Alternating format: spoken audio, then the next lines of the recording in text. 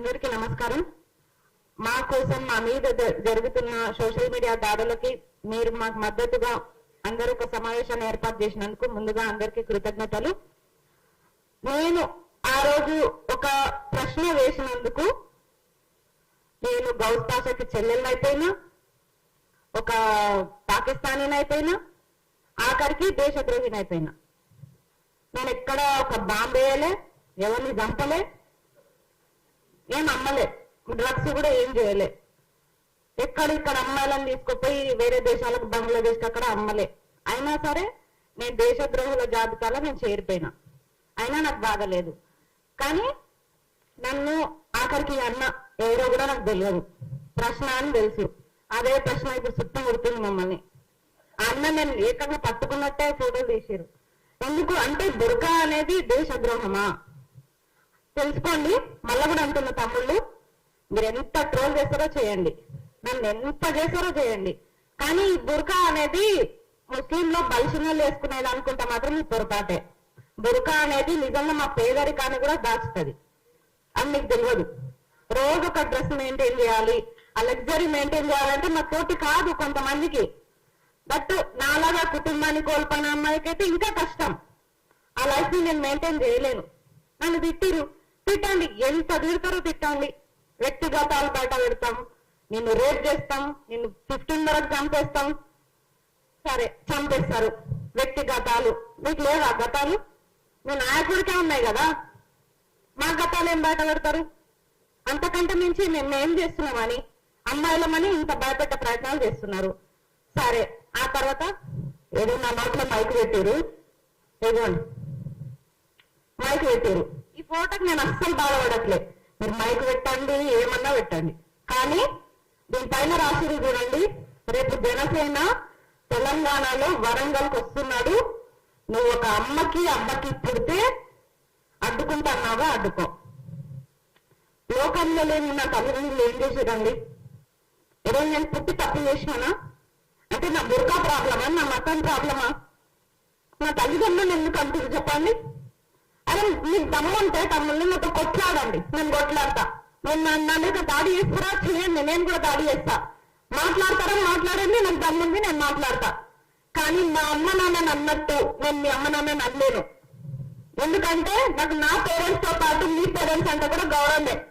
ఒక ఆడపిల్లగా మా అమ్మ నాన్నని అంటే నేను ఎంత బాధపడుతున్నానో ఆ బాధ మీ అమ్మ నాన్న మీరు పడవద్దు. అందుకే మీ అమ్మ నాన్న నేను తిట్టాను. అలాంటిది ఇంత నీచంగా ఏ రోజు నేను నిరుద్యోగుల కోసం చేసే పోరాటంలో ఏ రోజు నేను బాధపడలేదు. కేసులు వేయించుకున్నా, ఎదురుపోయినా, అబ్బాయిలతో సమానంగా కొట్లాడినా.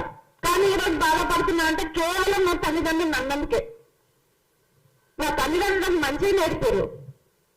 మరి మీ తల్లిదండ్రులు మీకేం నేర్పించారు?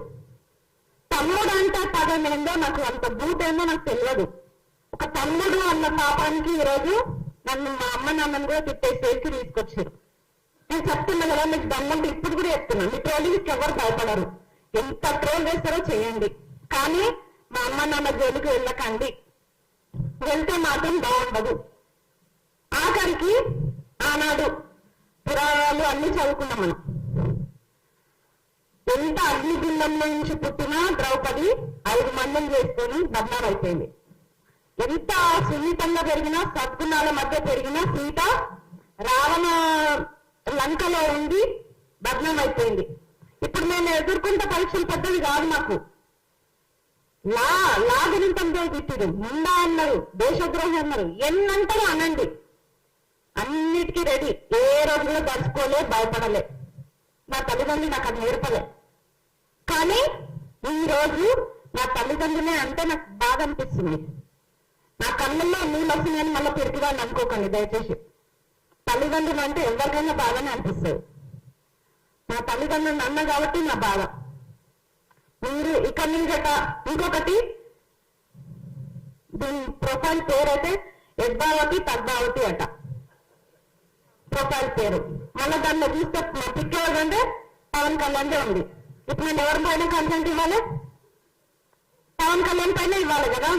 మళ్ళీ ఎందుకు బాధ అనిపిస్తుంది? ఎందుకు నొప్పి అవుతుంది మీకు? మూడింది. ఫస్ట్ ఆఫ్ ఆల్ మీరు ఎన్ని ట్రోలింగ్ చేస్తారో చేయండి. ట్రోలింగ్ ట్రోలింగ్స్ ఆపమని మేము పెట్టలే. ఇంకొకటి మనకి ఇన్ని చట్టాలు ఉన్నాయి, ఇన్ని షీటింగ్లు ఉన్నాయి, ఇన్ని ఉమెన్ కమిషన్లు ఉన్నాయి, అయినా సరే ఇలాంటి పరిస్థితి వచ్చింది మనకి ఇక. ఎందుకంటే బాధితుల మనము కంప్లైంట్ ఇచ్చి మనం ఎక్కువ తిరగాలి. ఫస్ట్ ఆఫ్ ఆల్ వాళ్ళలో దర్జాగా ఉంటారు. ఇది ఎప్పుడు మారుతుంది ఈ సిస్టమ్? మా కోసం ఏర్పాటు చేసిన ఇన్ని పోలీస్ కమిషన్లు, ఇన్ని చట్టాలు ఎట్టుపోయినాయి.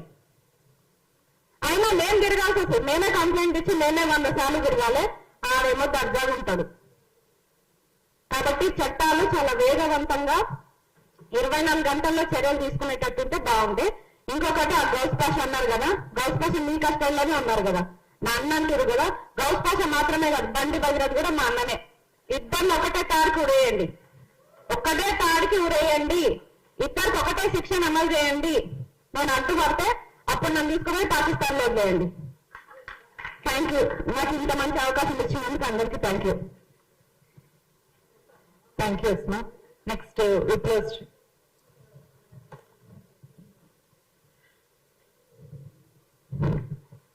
హలో అందరికి.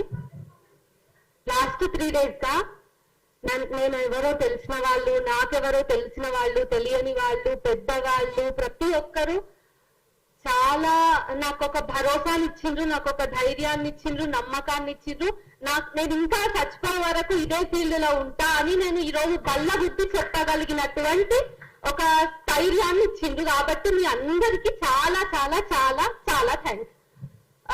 ట్రోల్స్ ఈ రోజు స్టార్ట్ అయినాయి కావు, నాతోనే స్టార్ట్ అయినాయి కావు, నాతో ఎండగాలని నేను అనుకుంటున్నా. దానికోసం నేను ఫైట్ చేస్తానని మాటిస్తున్నా. సావిత్రిబాయి పూలే నుంచి మొదలుకొని ఏదో ఒక రూపంలో మొదలైనవి. ఆ రోజు రాళ్ళిగ్గిన వాళ్ళు ఈ రోజు బూందులు ఇగ్గుతున్నారు. నిజానికి అందరికీ తెలిసే తెలియదు, నేను 2 ఏళ్ల క్రితం మొదటి వీడియో చేసినప్పటి నుంచే లతారాన్ని నాకు బిరుదుగా తీసుకున్నా.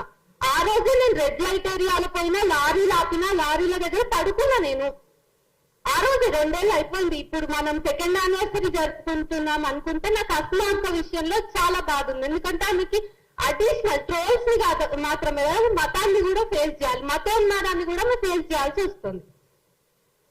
సరే, నేను ఉస్మానియా యూనివర్సిటీ జర్నలిజం స్టూడెంట్ గా చాలా రోజుల నుంచి ఆల్రెడీ క్వాలిటేటివ్ రీసెర్చ్ అనేది చేస్తున్న ట్రోల్స్ మీద. దాని మీద నేను ఒక నిర్దిష్టమైనటువంటి ప్రణాళికను రాస్తున్న సందర్భంలో ఈ ఫోటో నా కళ్ళబడింది. అందుకు నేను ఫీల్ అవుతున్నా. ఎందుకంటే అదే ఈ 3-4 రోజులు నేను ఏం పనులు చేయలేకపోయినా కదా, నా వర్క్ కి, నా బ్యాక్గ్రౌండ్ వర్క్ కి ఇది కొంచెం ఆటంకం అయ్యింది అనేటటువంటి బాధ తప్ప నేను ఎక్కడ తగ్గలేదు, నేను ఆగట్లేదు.